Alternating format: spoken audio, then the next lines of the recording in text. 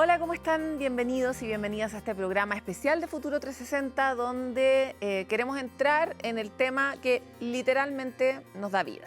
Nuestra vida depende del agua. Sin agua no hay desarrollo, sin agua no hay futuro. Y eso lo supieron nuestras civilizaciones en el pasado, cuando se asentaban alrededor de los cursos de agua. Y lo sabe nuestra civilización hoy, a pesar de que hemos mediado tanto el acceso al agua a través de una llave, a través de un sistema de agua potable, que se nos olvida de dónde viene y lo escasa que puede ser en ciertos momentos.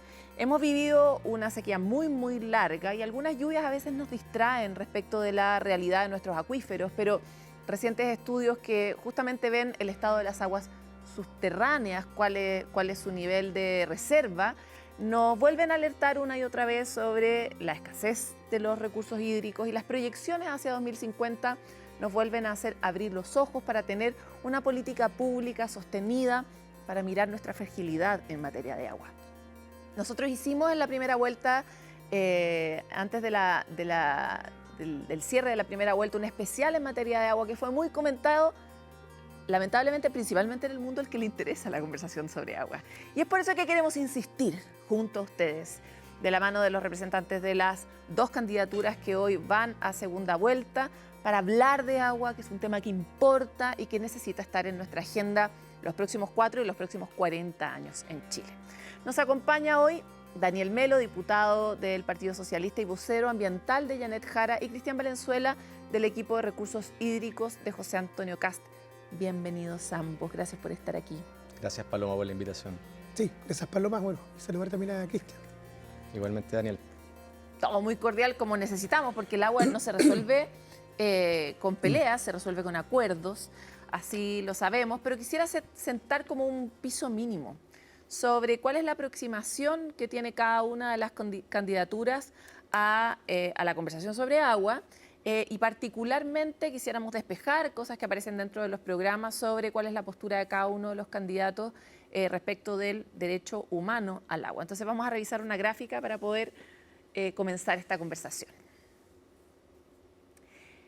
Queremos saber primero, ¿el agua es un derecho humano o un bien de uso público? La candidatura de José Antonio Kast dice que el agua es un derecho humano y un bien de uso público, sin embargo su uso prioritario debe ser el consumo humano. Mientras Janet Jara plantea que el agua es un derecho humano esencial que debe ser protegido. Partamos por ahí. Las distinciones en las dos declaraciones respecto de qué se debería priorizar y cómo se pretende resguardar el acceso al agua. Y parto contigo, Cristian. Sí, mira, el tema del derecho humano al agua está consagrado en la ley, está consagrado que es un bien nacional de uso público, además, primero en el Código Civil, hace mucho rato, y ahora más recientemente en el año 2022 en el Código de Agua. Entonces, creo que al leer las dos declaraciones no hay grandes diferencias respecto de este acuerdo, ¿ya? Ahora, para garantizar el derecho humano al agua, nosotros desde la candidatura de José Antonio no vemos que vaya a bastar solamente con declaraciones legales o verbales. Tenemos que llegar realmente con las obras para hacer valer este derecho, porque si no, solamente queda en el texto, ¿ya? Y por lo tanto, ahí hay una serie de medidas, como por ejemplo expandir algunas concesiones sanitarias cuando tenemos sectores periurbanos que están muy cerca de ellas y no logran acceder o les es muy difícil acceder a estas zonas de concesión sanitaria, o bien ampliando o efectivamente ejecutando los sistemas de agua potable rural que hoy día se están demorando aproximadamente 10 años. Son proyectos de tipología sencilla que podrían ser mucho más rápidos. Estamos viendo el tema de ver estas capacidades en los gobiernos regionales que están mucho más cerca y no tener todo atorado esto en el aparato central, donde muchas veces los recursos se quedan y hay muchos intermediarios que al final el dinero que se podría destinar a estos sistemas de agua potable rural va quedando pagando sueldo en una cadena interminable y no llegan realmente a la gente, y lo que necesitamos es que a la gente le llegue el grifo y no seguir con el camión aljibe, que finalmente es una forma precaria de entregar este derecho esencial. Daniel. Sí, a ver, lo primero, la reforma al Código de Agua demoró prácticamente más de una década. Porque es muy difícil llegar a acuerdos. Por cierto, y nosotros valoramos, la verdad, ese avance. porque no es baladí cuando se plantea que por la candidatura presidencial de Yanez Jara, que el agua es un derecho humano y por lo tanto es una prioridad nacional, porque existe por lo tanto una priorización muy concreta. También es un bien nacional de uso público, así lo establece el código de agua, bueno, la legislación, la verdad. Y efectivamente tenemos que avanzar para garantizar ese derecho, porque acá no solamente se trata, como bien plantea Cristian, de declaraciones. Para eso se requiere una política que unifique, ¿no es cierto?, la acción del Estado y en su relación también con el ámbito comunitario y también con el sector privado. Ya, por eso nosotros estamos planteando, primero, una gobernanza del agua multipropósito, ya, o sea, que implique tener distintos instrumentos. Avanzar en embalses, desalinizadoras, mejorar los tiempos también de evaluación de los propios proyectos y tener una política que unifique, ¿no es cierto?, los criterios de parte del Estado sobre estas materias, ¿ya? Hay que garantizarla. Hay sectores, la verdad, de la población que actualmente tienen actividades económicas, pero el acceso al consumo humano está en un segundo orden. Pienso en Petorca, pienso en la región de Coquimbo, que es la realidad que actualmente se vive. Por eso no da lo mismo qué tipo de definición tenga cada una de las candidaturas presidenciales.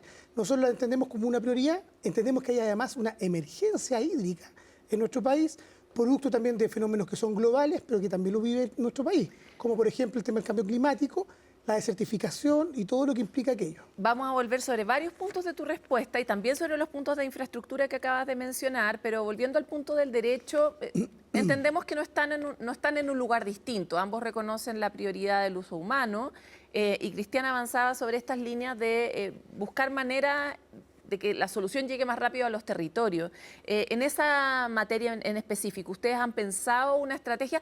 Porque el problema que tiene hoy día la gobernanza es que está muy separada en muchos órganos, hay mucha gente opinando, que por ley en el fondo está así definido, y ha costado mucho, por eso tardó tanto el Código de Agua, justamente unificar. Entonces me encantaría saber de qué manera esa unificación o esa armonización de la orgánica podría operar en función de cumplir con el derecho. Por ejemplo, si uno piensa una gobernanza a nivel de las cuencas, allí donde está el problema puntual, de nosotros lo que hablamos es de establecer una gobernanza con actores que sean del mundo privado, el público, en la actividad comunitaria. ¿Qué es como está descrita la gobernanza de Cuenca hoy día? Tenemos el primer caso de la región metropolitana. Por ejemplo, ¿ya? Pero eso hay que pensarlo a nivel de lo que ocurre, ¿no es cierto?, en las regiones del país. Tenemos un problema allí. No vamos a resolverlo con acciones prácticas concretas hoy día con los camiones de aljibe. Se requiere también tener un plan de infraestructura que te permita dar cuenta de esta realidad, ¿ya? Pero también está la pregunta por cuáles son los mejores mecanismos para garantizar esto, ¿ya? Y nosotros creemos que, claro, tiene que haber una política nacional que unifique los criterios, tiene que haber instrumentos, ¿ya?, económicos que permitan poder avanzar en estas materias, acciones concretas.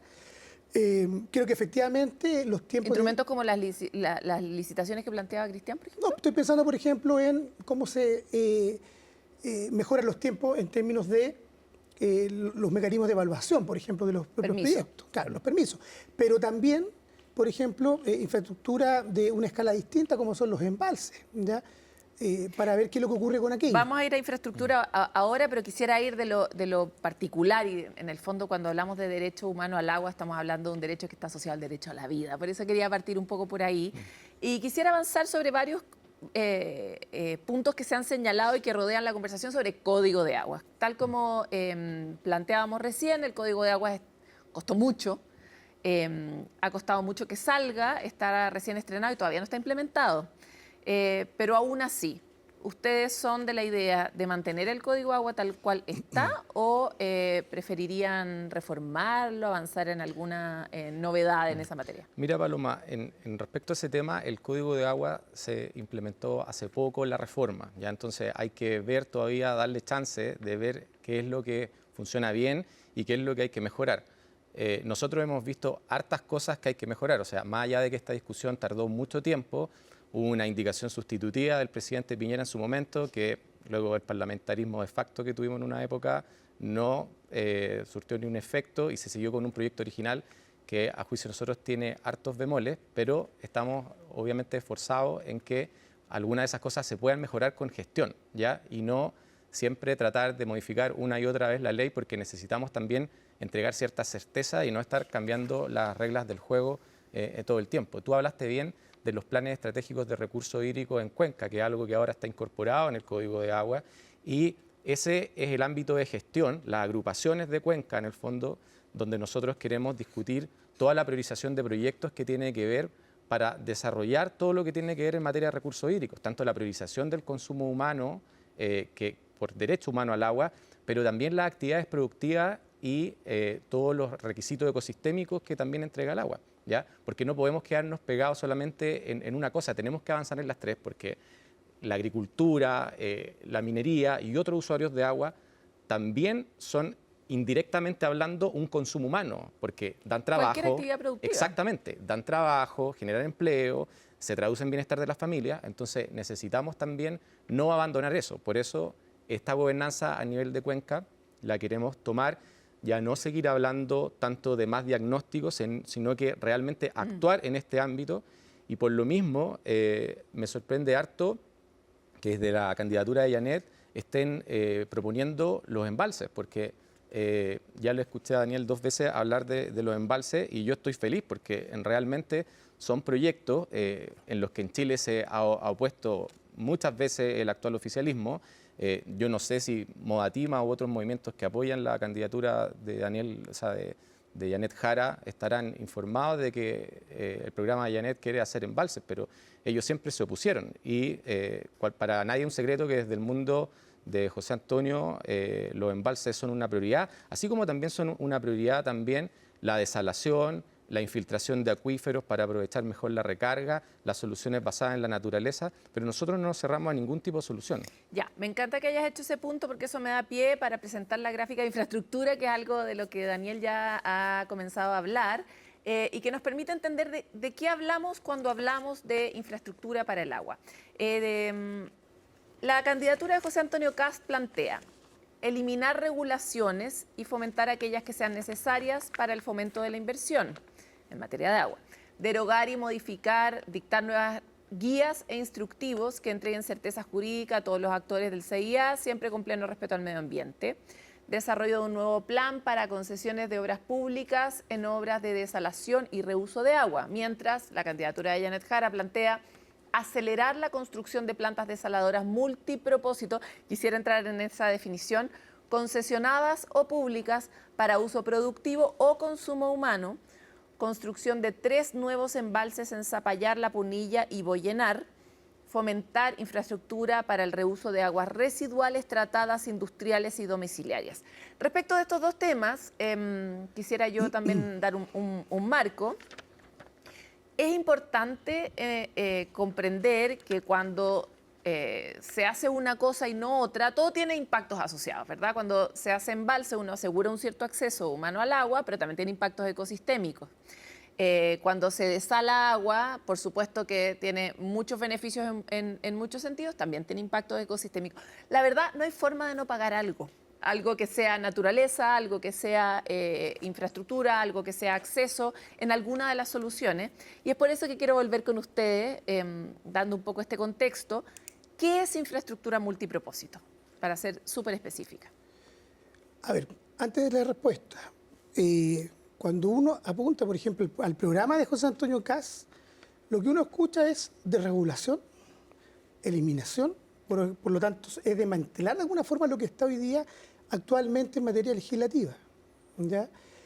Distinto es que uno diga, miren, necesitamos avanzar en infraestructura multipropósito, que implica, entre otras cosas, que los embalses o las desalinizadoras en particular tengan propósitos o fines distintos para su uso, ya sea de carácter económico, estoy pensando en una actividad económica de la minería, por ejemplo, o para el uso del consumo humano. Ya, pero en términos súper concretos, es hacer, por ejemplo, una desaladora de donde salga agua para las personas y agua para la minería. Cuestión que ya existe. En el fondo es hacer más de eso. La minería ha hecho eso, bueno, en Antofagasta podemos ver eso. En Antofagasta ocurre eso precisamente, ¿ya? El punto es que nosotros no nos oponemos a estas plantas ni a los embalses. La pregunta es cómo se desarrollan de buena forma, ¿ya? Cumpliendo con la normativa ambiental para el cuidado del medio ambiente y las funciones ecosistémicas también de los territorios en los cuales se emplazan, ¿ya? Porque claro, es distinto cuando esto tiene algún tipo de efecto que es irreversible, ¿no sé? Todo un impacto significativo. Y esas son las diferencias que tenemos nosotros. Igual es importante decir que por lo menos cuando uno lee el texto, en ninguna parte del texto de José Antonio Kast dice desregular, dice concretamente agilizar en el fondo, podríamos volver a mirar el texto si es que es necesario, pero en el fondo lo que busca es agilizar dentro del marco. ¿Me equivoco? No sé si Sí. el propósito es desregular. Yo creo que ese es un punto que a la ciudadanía le importa. Sí, es revisar bastante la tener gran claro. cantidad de regulación administrativa actual para sistematizarla, eliminar contradicciones y criterios desviados, con el objetivo de agilizar todo, porque en el fondo tenemos un gran problema a nivel país de la permisología, y cuando tú tienes una maraña legal que es inentendible, legislaciones que se entrecruzan entre sí, Ya. cuando también por vía reglamentaria se amplifica mucho más allá de lo que dijo la ley y se va a cosas que también transgreden su espíritu, no puedes avanzar. No podemos proteger bien ni el medio ambiente, ni impulsar el desarrollo económico ni social si nos demoramos mucho. Ya, Entonces, pero ¿se ahí va. revisarían leyes? ¿Ustedes propondrían revisar leyes que están dictadas? Cuando lo amerite, en el ejercicio, digamos, de los próximos 4 años de gobierno, si eventualmente José Antonio le toca ponerse la banda presidencial, lógicamente, si hay cosas que hay que modificar o proponer proyectos de ley porque se está viendo que no funcionan bien, lo vamos a hacer. Pero por lo pronto, vemos, nosotros tenemos en 4 ejes distintos gestiones que no son reglamentarias, gestiones que son reglamentarias pero están exentas de toma de razón, gestiones con toma de razón y proyectos de ley, y tenemos distintos, digamos, medidas para esos 4 ejes en diferentes horizontes de tiempo, y van a irse implementando en la medida que vayan a ser necesarias. Pero, por ejemplo, hoy día a nivel de Dirección General de Agua hay una maraña de reglamentaciones que no se entiende y que al administrado le cuesta mucho comprender para avanzar. Hay que decir, es importante aclarar que la maraña a la que te refieres, o el grupo de reglas y cosas que hoy día rigen nuestra gobernanza del agua, es un efecto de muchos años de hacer ajustes aquí. O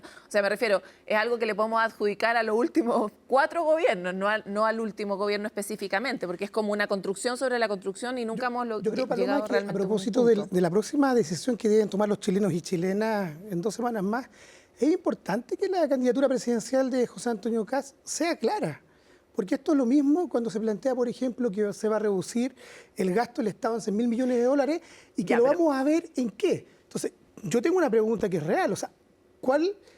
No la maraña, porque la maraña puede dar para todo o para nada, sino que efectivamente que a nivel del sistema de evaluación de impacto ambiental, ¿qué es lo que se busca eliminar? Porque eso es lo que plantea, y ajustar o modificar o derechamente desregular. Ya, pero no ha dicho de regular, insisto, y creo que es importante cuidar las palabras porque estamos en un mundo donde es fácil confundirse. Entonces, que cada uno aclare sus conceptos me parece muy importante. Pero quisiera tomar algo de lo que dijo Cristian, porque también está en el programa de Janet Jara, que es la idea de seguir avanzando un poco en la línea de simplificar el problema de los permisos. ¿Coinciden ustedes en que hay todavía un problema persistente en materia de permisos? ¿Ese nivel de problema está realmente en el CEIA, como plantea el punto de infraestructura de José Antonio Kast, o está en el mundo de los permisos sectoriales? ¿Podrías aclararnos un poco esa postura? Los permisos sectoriales es un debate, una discusión que se dio. Nosotros vamos a dar cumplimiento a esa ley porque eso es lo que corresponde de manera seria. ¿Ya? Eso para poder despejar cualquier tipo de duda. Y respecto al funcionamiento del propio sistema de evaluación ambiental, por cierto, todo lo que implica algún tipo de mejora, eso se va a avanzar. Yo creo que nadie está en contra de mejorar los tiempos, pero también hemos dicho de la misma manera que esto no puede implicar una rebaja en los estándares de evaluación ambiental de los proyectos. Queremos que las cosas se hagan bien. Es posible el desarrollo económico con el cuidado debido del medio ambiente y en particular de un recurso que es tan importante como el agua. Porque, mire, aquí tenemos que enfrentar las asimetrías que existen. Existe agua para las grandes economías, grandes empresas, pero al lado de esas grandes economías y grandes empresas tenemos comunidades como en el norte del país o la zona central que no tienen agua para el consumo humano. De eso estamos hablando. Entonces, por eso nosotros planteamos una política que unifique los criterios, una política nacional en el contexto de emergencia hídrica, que tenga algunos instrumentos que son importantes y algunas decisiones en materia de infraestructura para garantizar el acceso del derecho humano al agua. Vamos a volver enseguida. Sí. Pero ¿puedo tener una réplica a eso, por favor? Porque, en definitiva, ahí hay una diferencia sustancial entre la candidatura de Janet Jara y la de José Antonio. Nosotros ya no queremos perdernos más en política y diagnóstico. Ya hay una política de recursos hídricos y hay que darle curso. tenemos que llegar con el grifo a la gente. Ya no nos podemos tardar otros 5 años en decir que nos falta el agua, si todos sabemos que nos falta el agua. Y también esta caricatura de permanentemente hacer o decir de que son las grandes empresas o los grupos económicos o el aparato productivo el que tiene sin agua a la gente. Por favor, hay un montón de aparato productivo, empresas que está de la mano con las comunidades y que muchas veces la llegada de ese desarrollo es la que permite que llegue el grifo a las personas. Entonces, no caigamos en esa caricatura, por favor. En general, en este programa no caigamos en caricaturas. No estoy responsabilizando a las grandes empresas, solamente estoy señalando algo que es real y que lo vive las comunidades en Petorca, lo vive la zona de la provincia del Choapa, eso se vive de manera real y concreta. El punto es cómo se enfrenta y cómo se aborda. Ya. Pero por supuesto, la agricultura, por ejemplo. Mire, Chile cuenta con el 84% de los glaciares de toda América del Sur.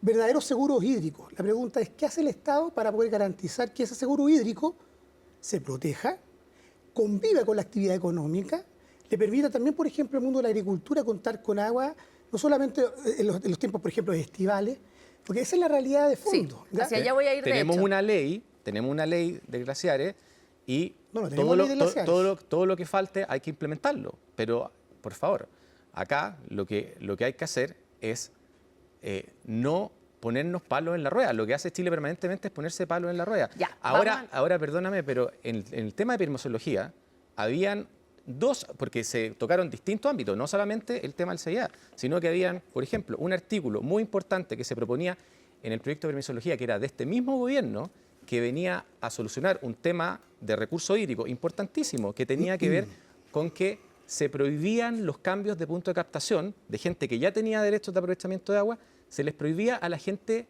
que no estaba usando ese derecho y que pagaba patente por no uso. Entonces teníamos una contradicción vital en nuestro Código de Agua, que por un lado cobra patente por no uso porque no usas el recurso y por otro lado te impide utilizar el recurso al no utilizarte un cambio de punto de captación. Eso fue vetado por el presidente Boric. Ya, vamos a avanzar. Un proyecto de su misma cartera, de su misma ministra de Obras Públicas, fue vetado. Entonces, en el proyecto también que tenía que ver con la reforma del Código de Agua que se hizo, que teníamos los derechos ahora, derechos de aprovechamiento de uso in situ, ¿ya? De uso no extractivo, este gobierno se demoró 3 años en que le aprobaran el reglamento. Vivía devolviéndolo a Contraloría porque no pasaba los Vamos a tratar de avanzar hacia hacia el futuro porque eso es lo que nos toca en materia de agua. Espérate, es que de verdad necesito hacer esta pregunta. Ya.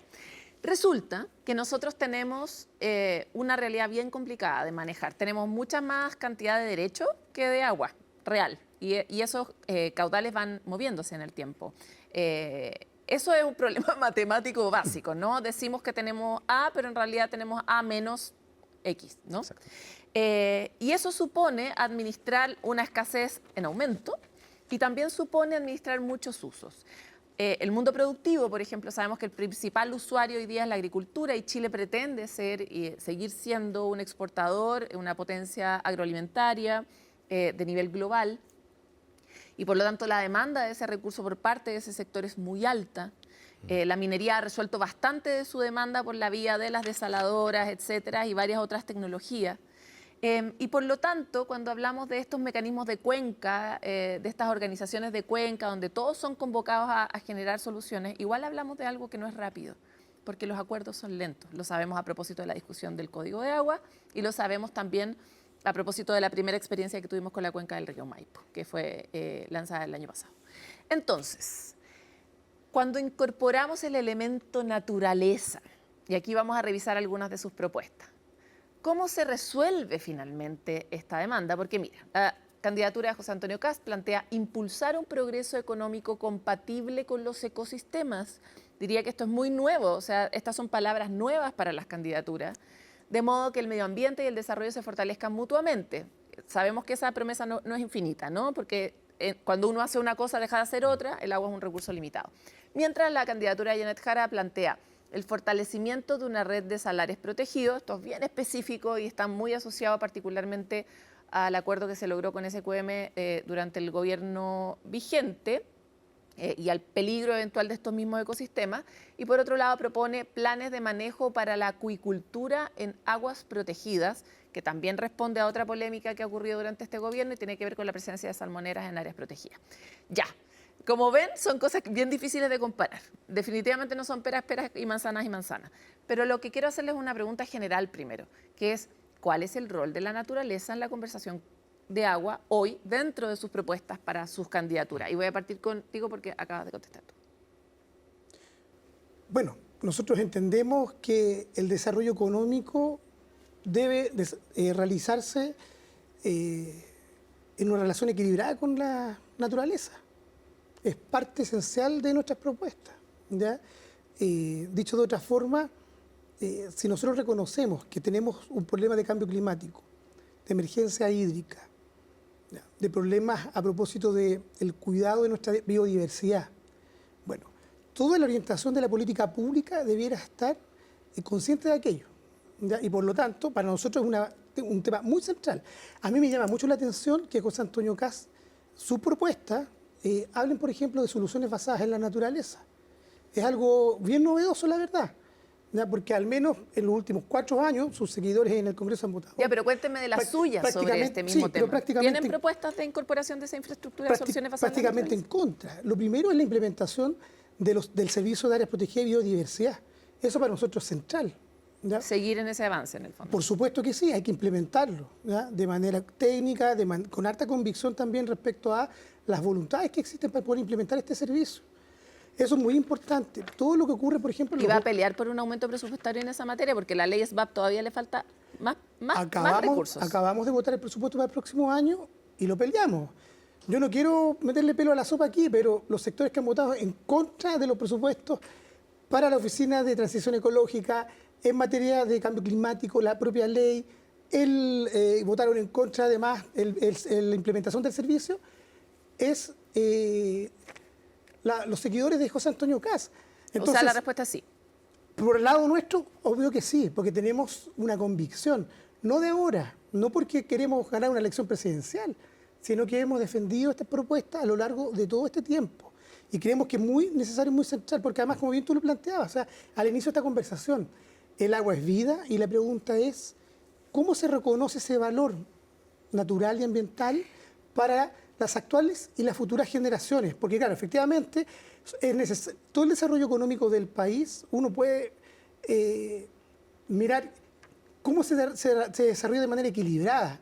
Y ese es el objetivo nuestro. Ya, Daniel, me encantaría, te dejo esta pregunta y voy con la versión de Cristian, porque equilibrado es imposible de comprender a escala ciudadana. ¿Dónde se dibuja la línea de aquí para allá, de aquí para acá? ¿Qué se prioriza? ¿Dónde se van a poner los énfasis? Eso es lo que necesitamos saber a la vuelta de esta respuesta. Sí, en el fondo, tu pregunta inicial respecto de los derechos de agua, efectivamente hay zonas donde están sobreotorgados y hay más papel que agua real, pero en otras zonas es al revés, la Dirección General de Agua ha actuado preventivamente y hay más agua que derecho. Entonces, eso, por ejemplo, lo que tú dices, lo vimos en Copiapó, lo vimos en Petorca y tenemos soluciones que ya están en la ley, pero que hay que aplicarlas bien, como la prorrata. Eso está en el Código de Agua, ¿ya? Por ejemplo, ahora, dilo en Ciudadano. La prorrata es el reparto proporcional. Si entran 1000 y tenemos 1000 derechos, entonces todos reciben 1, ¿cierto? Y ahí está ok. Pero si entran 500 de agua y tenemos 1000 derechos, bueno, cada uno recibe la mitad. Y ahora, cuando tenemos priorización del consumo humano, también y siempre se prioriza lo humano, que eso es importante. Vamos a dejarlo a ellos con, qué sé yo, 1, ¿ya? Y los otros van a tener menos de 0,5, ¿ya? Entonces hay una prorrata y hay priorización. Pero yendo a la pregunta de fondo que hiciste, que es el rol de la naturaleza. El rol de la naturaleza, nosotros creemos que el modelo, digamos, de sostenibilidad por sí solo está un poco agotado. Tenemos que pensar más allá, regenerativamente. El agua es un recurso natural por esencia regenerativo. Entonces, tenemos que desarrollar las fuentes, tenemos que desarrollar la forma en que nuestro país se pueda surtir del vital elemento para que la naturaleza también tenga el agua necesaria, para que podamos llegar con los ríos, digamos, para que vivan en las desembocaduras con sus sistemas, digamos, de biodiversidad que tienen en las desembocaduras, en los humedales, que son relevantes. Pero aquí no nos perdamos en esta caricatura que se ha hecho muchas veces de que nosotros decimos que el agua se pierde en el mar. Esa es una manera de explicar algo que es otra cosa. Necesitamos que las aguas se ocupen varias veces antes de llegar limpia al mar. Pero a ustedes les va a parecer importante, por ejemplo, que llegue al mar. Estás haciendo un punto bien importante. Exactamente, porque no es que... cuando decimos el agua se pierde en el mar, o cuando algunos han dicho que el agua se pierde en el mar... Es un paradigma bien antiguo, además. Pero se refieren, no, el paradigma, Paloma, es que se refiere a que de repente tenemos crecidas enormes, ¿ya?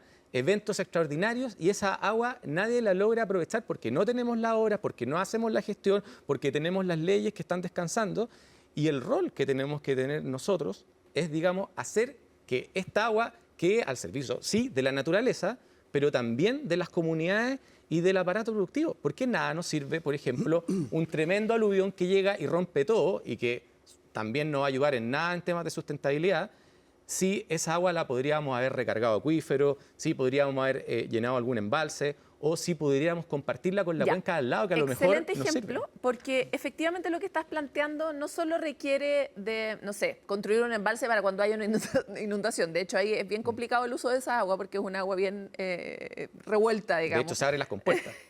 Sino más bien tiene que ver con comprender, por ejemplo, que todos los bordes de río no deberían estar llenos de cemento, que los bordes de río deberían tener una vegetación que sea capaz de absorber las inundaciones, como históricamente los ríos han tenido ese tipo de vegetación y desarrollo, y por lo tanto supone meter mucha ciencia y una comprensión integral del ecosistema. Es que me llama mucho la atención que esté la palabra ecosistema. ¿Cuál es el rol que tiene la ciencia en esta candidatura? O sea, la ciencia es vital, y también todo lo que tiene que ver con la información que recopilamos. Hoy día tenemos un montón de información que sirve para hacer ciencia y no la estamos sistematizando de buena manera porque está acumulándose en servidores del Estado o en papel y no la estamos ocupando. La podríamos meter a la inteligencia artificial. Eso está también entre nuestras propuestas, y poder sacar buenas conclusiones para ver cómo vamos haciendo mejor gestión de la agua. Se va a priorizar la ciencia. Exactamente. O sea, por ejemplo, todo lo que tiene que ver con el control de extracciones, que ahora es, digamos, ley también con los derechos de aprovechamiento de agua, y hay que medir lo que uno saca, hay que medir lo que está en el pozo, a qué nivel freático está el agua, nos sirve para hacer ciencia. Y esos datos hoy día no están disponibles para la ciencia, están también guardados. Faltan hartos monitores, seguimiento, pero tampoco hay capacidad de fiscalización. Exactamente. Y ahí, perdón, Paloma, queremos digitalizar todo esto y ponerlo al servicio de la ciudadanía y, por supuesto, de la ciencia, ¿ya? Eso supone enormes desafíos porque cuando sepamos cómo están ocurriendo realmente las cosas en terreno, los caudales, y no sean estimativos y no estén sujetos a una fiscalización que no alcanza por parte del Estado, vamos a tener que tomar decisiones en tiempo real que a veces no van a ir en el sentido de los intereses que uno u otro sector esté planteando. Sí. Entonces me encantaría saber cómo ven ustedes este mismo desafío, también con ideas bien concretas y específicas, cuál es el rol de la ciencia, cómo van a velar por el bienestar de la naturaleza. Sí, a ver, primero, nosotros no hemos hecho ninguna caricatura respecto al ciclo del agua, y las opiniones personales que ha hecho José Antonio Kast son de conocimiento público, ¿ya? Y agradezco que Cristian tenga una opinión distinta, porque quizás si llegan al gobierno van a tener la posibilidad de poder modificar aquello, porque es un riesgo, ¿ah? Sobre todo en el contexto de crisis climática y emergencia hídrica que vive el país, ¿ya? Ahora, para nosotros la centralidad, tú bien lo planteabas. Por ejemplo, si hay soluciones basadas en la naturaleza, implica tener una comprensión distinta respecto a, por ejemplo, lo que ocurre con el borde costero, con lo que ocurre en las cuencas, o sea, todo aquello, ¿ya? Yo creo que eso es muy importante. Uno aspiraría a tener una ley que proteja los glaciares, ¿ya? Y que converse también con el desarrollo económico del país, de que son las cosas que están pendientes en Chile. ¿Ya? La ley de humedales creo que también es muy importante. No es una cosa baladí. Pero que existe. La ley de humedales se ha implementado, por cierto, varios avances. Y yo creo que para cuidar la naturaleza, lo primero que tenemos que hacer es respetar las leyes, ¿ya? Y dar cuenta de aquello. Uno en el camino podrá ver si es que es posible mejorar algo, ¿ya? Respecto al tema, por ejemplo, de la evaluación. Pero no es lo mismo decir, quiero agilizar los procesos de evaluación de proyectos, a decir, mire, aquí hay una lista como de supermercado de proyectos que tienen que ingresar al sistema de evaluación, y yo los quiero reducir para elevar, ¿no es cierto?, las coberturas con las cuales qué proyectos ingresan o no al sistema de evaluación. Son todas cuestiones que yo creo que en el debate público es importante que la ciudadanía también las conozca y sepa, ¿ya?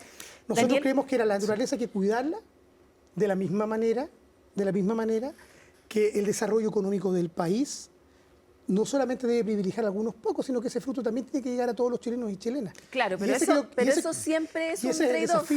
Eso siempre es un impacto. O sea, particularmente respecto del punto que plantea su mismo programa, yo les mencionaba recién estos lo que hemos anotado ahí es parte de lo que está en el programa, más lo que nos dijeron dentro del primer especial de agua.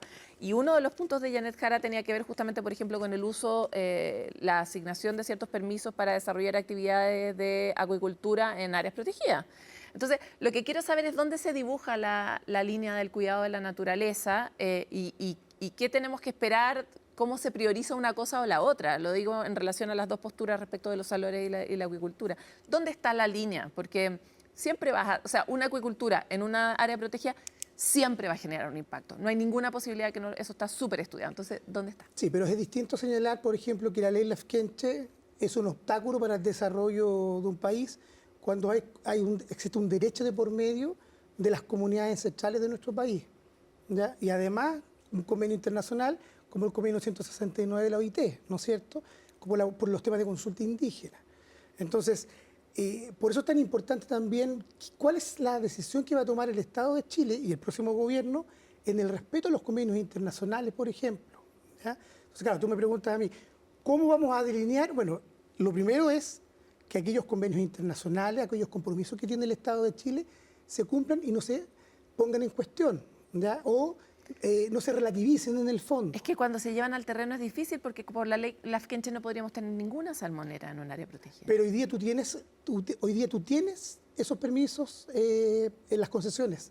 Las tienes. Sí, pues están asignados. Están asignadas, ¿ya? Entonces nosotros no estamos hablando de derogar aquello que está asignado. Sino de hacia adelante. Por eso mismo. Paloma, pero para ser muy, muy estrictos, la verdad. Ahora, la pregunta es, el sector político que respalda a José Antonio Kast, la verdad, es que en el caso del SVAP en particular, votó en contra, por ejemplo, la protección de las áreas protegidas, una cosa bien compleja, ¿ya? Y además querían permitir... ¿Votó en contra de proteger? Claro que sí. Pues, sí, ¿Las áreas? ¿Como de desprotegerlas, digamos? ¿Deshacer las áreas protegidas? Sí, pues.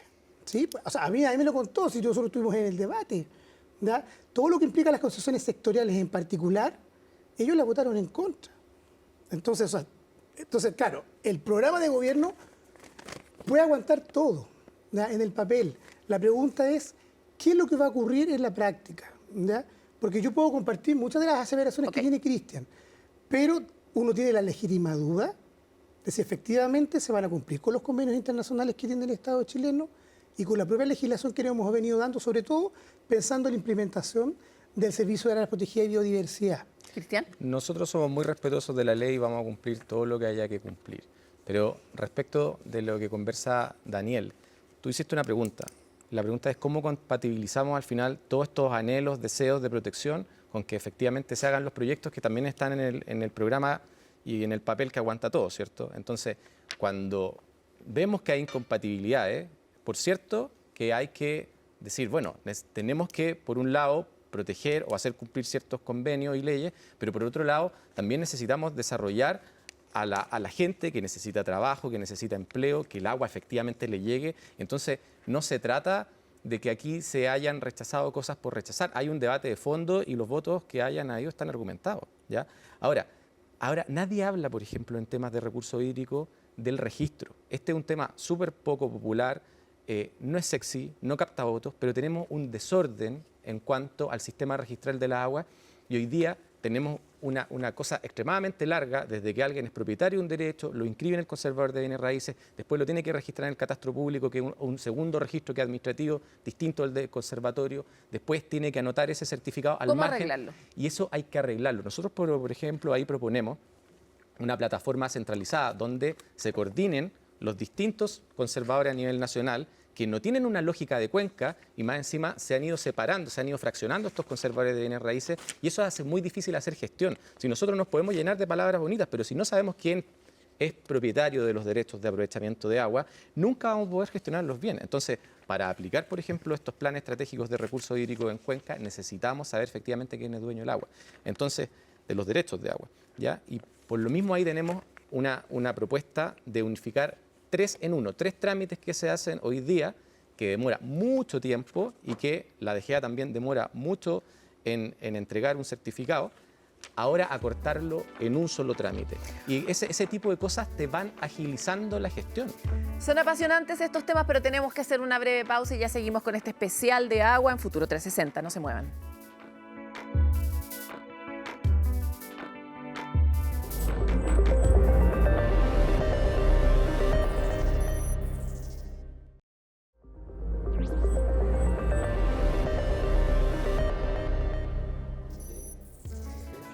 Volvemos en este especial de Futuro 360 sobre agua. Queremos mirar el tema que nos tiene que importar porque del agua dependemos y es por eso que seguimos en esta conversación tan relevante en este capítulo especial de Futuro 360.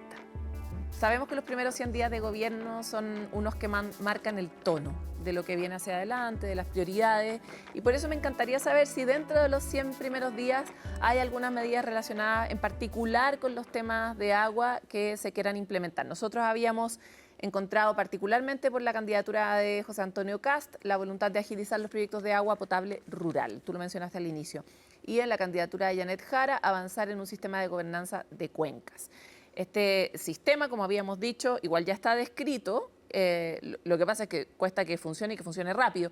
Entonces, ¿cuáles serían para ustedes las prioridades? Y tienen poquito tiempo cada uno, así que vayan así con sus ideas. Ya, primero, junto con los planes estratégicos de recursos hídricos en cuenca, de darles curso, también queremos proponer modificarle la jurisdicción a las direcciones generales de aguas regionales para que su jurisdicción no esté en la lógica político-administrativa que no conversa con el agua, sino que vaya en torno a las cuencas y a los acuíferos, que es por donde se mueve el agua. Tenemos casos increíbles donde tienes un permiso que se está tramitando en una región, pero se tiene que seguir tramitando por la otra región porque justo el límite regional está en medio de la cuenca. ¿Pero cómo logras esa colaboración entre los dos gobiernos regionales? Es que no es, digamos, colaboración entre gobiernos regionales, sino que las direcciones regionales de agua... ¿Cómo logras eso? Claro, hacer que, por ejemplo, la Dirección General de Aguas Metropolitana se encargue de toda la cuenca del Maipo y no que esta colita final, por ejemplo, que está en la región de Valparaíso, en la desembocadura de Santo Domingo... Asignar por mayoría de cuencas. Exactamente. Esa es, por ejemplo, una idea. También simplificar la constitución de organizaciones de usuarios de agua. Tú bien dijiste, Paloma, que el tema de la gobernanza a través de cuenca va a tomar tiempo, hay que poner de acuerdo a muchos actores, etcétera, etcétera. Pero nosotros hoy día ya tenemos el ejemplo en Chile de las organizaciones de usuarios de agua, que son centenarias.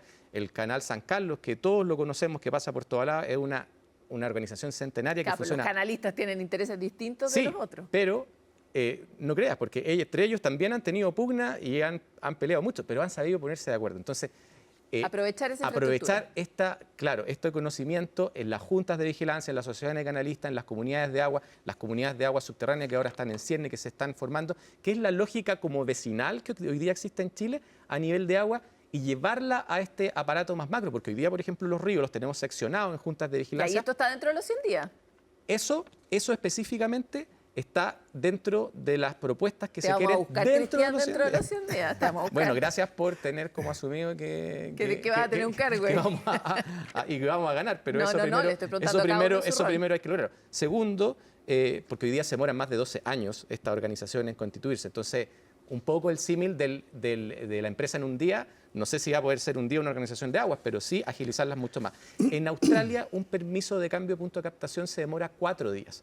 En Chile, un permiso de cambio de punto de captación bajo este gobierno se demora 29 días y en los 4 gobiernos anteriores se demoraba 29 meses y en los 4 gobiernos anteriores se demoraba 11 meses en promedio. O sea, bajo este gobierno, más que duplicamos lo que se demora ese trámite. Entonces, y en eso también pretenden avanzar. Dentro de los primeros 100 días se quiere avanzar en todo ese tipo de permisos que se vayan agilizando. Y por último, otra medida es estandarizar los sistemas de medición de extracciones que hoy día la gente no sabe qué hacer. Tenemos un montón de guías a nivel de distintas regiones, pero queremos poner estándares técnicos para que para la gente sea más fácil poder contar con esta información, informarla al Estado y que también pueda ser utilizada, por ejemplo, en beneficio de la ciencia. Si es el caso del gobierno de José Antonio Kast, te buscaremos para ver estas 4 medidas dentro de los primeros 100 días. Daniel. Sí, a ver, lo primero, más allá de todo diagnóstico, entendemos que existe una emergencia hídrica. Para eso se requiere que la política de aguas tenga unidad en la acción, o sea, que se unifique. Eso es muy importante a propósito de toda la dispersión que existe, ¿no es cierto?, de tantos actores que están involucrados. Eso es lo primero que vamos a hacer. ¿Dentro de los primeros 100 días? Sí. Lo segundo es que a partir de aquello, robustecer la política de infraestructura hídrica multipropósito, ¿ya? Porque hay que atacar el fondo del problema. Y el fondo del problema es que hoy día hay comunidades completas que no tienen acceso al consumo de agua, pero también la actividad productiva requiere también tener una acción concreta, ¿ya? En términos concretos, en esos 3 meses, ¿qué se puede lograr en esa materia de infraestructura multipropósito? Bueno, partir por la decisión de avanzar en aquello, ¿ya? O sea, si uno los tiempos, por ejemplo, de diseño, de evaluación, de diseño, implementación de proyectos de esta gran escala, hay que partirlos. Yo creo que los primeros 100 días es muy importante porque los gobiernos parten con un plan concreto. O sea, tú le dices al ministro de... Queda poquito tiempo, te vas a quedar sin dos alternativas. No importa, tú le dices al ministro de Obras Públicas, mire, ministro, esta es la urgencia del momento, bueno, avanzar en aquello. Okay. Lo vivimos con la presidenta Michelle Bachelet en distintas materias. Yo creo que los 100 días son muy importantes. Lo segundo es acelerar la construcción de las plantas desalinizadoras donde corresponda y mejorar también los tiempos de evaluación de los proyectos. Eso es súper necesario para dar respuesta concreta. Y también creo que es importante el plan asociado a lo que ocurre con las APR y el saneamiento rural. Ahí tenemos una respuesta muy concreta que dar en la asociación público-privada y con las comunidades. Más de 100, si no me equivoco, son 125, 140 decisiones que hay que tomar a lo largo de todo el país. Yo creo que esas tres cosas son muy necesarias para poder enfrentar el fenómeno que estamos viviendo en Chile. Daniela, a ti también te buscaremos. Queremos hacer un seguimiento importante de este tema del agua, porque el agua es tan importante para la vida y sin embargo está tan bajo la alfombra a menudo. Quiero agradecerles de verdad a los dos. Yo sé que este programa y esta conversación no es una conversación sencilla, tampoco lo es para las personas que nos ven y nos escuchan, en la medida en que hay que comprender detalles de la ley que son engorrosos, son aburridos, pero que nos afectan directamente en cuánta agua hay disponible para todas las cosas que lo requerimos. Entonces, de verdad les quiero agradecer mucho por haber venido hoy día a Futuro 360. Gracias a ti, Paloma, y también gracias a Daniel. Sí, gracias Paloma y Cristian. Mira, en cualquier caso están los dos destinados a trabajar juntos en quien sea el próximo gobierno, porque el agua no se resuelve de una sola forma ni con un solo sector.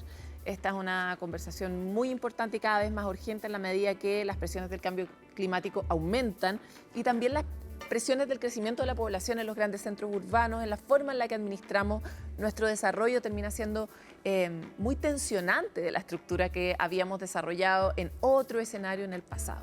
Así que con el amparo de la naturaleza, que nos vaya bien y que todo fluya, diría el agua, y nos encontramos en otro capítulo de Futuro 360, siempre siguiendo estos temas que nos dan vida.